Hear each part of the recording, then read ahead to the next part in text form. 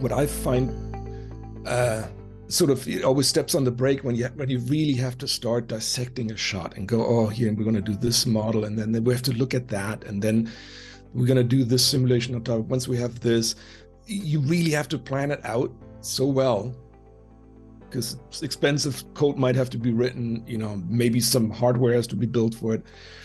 That it's sort of it's tough on just going on set going, this looks great. You know what? If we do this and just put a mirror right here, we can do that, and we got the shot.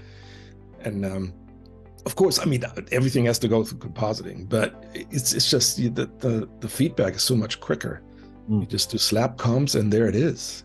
I still feel with CG versus doing anything with your hands, it's still there's even now, like 30 years later, it's still definitely, a lot of banging your head against the keyboard trying to get things to, it isn't like things just got so intuitive. It's just like playing with Play-Doh. If you have creatures, of course you have to go through the box. There, I worked on Tarzan, and we had a whole jungle of animals, and of course we had to have it. That's something that we couldn't fake. But again, it was sort of the thinking of, like, there's a sequence where Alex Skarsgård or Tarzan is cuddling with lions, and you think about how am I gonna? It's not just about you don't not only think about the problems that close contact will cause with the model and all that stuff, but you have to really think about how am I going to work with the actor on this. Or in Terra, I had a shot or a sequence where Jared Harris is killing this monster at the end by shoving his dead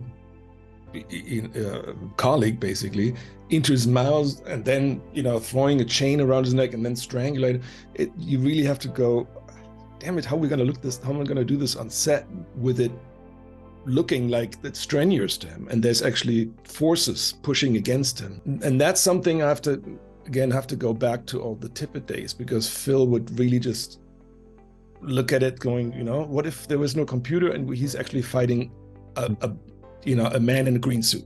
And then you think about how to do it, and then the rest sort of comes automatically. I love that. A couple of other big projects that obviously you've worked on many. What was your experience like on Armageddon? How did that project come around? Well, Armageddon was, I think it was a 911 call. Yeah, we had shots came into the studio, and we had to be quick, I remember. And we were basically responsible for these, I guess it's the asteroid that they're landing on, creating this environment, and also then the rocks that came in,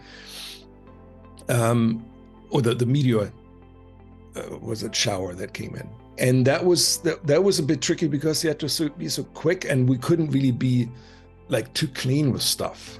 So I remember just animating tons of like lights, something that, I mean, back in the days that was frowned upon. You don't want to move your light or animate it, and we just, whatever. And just in the explosions, we killed the highlight values, just let it blow out.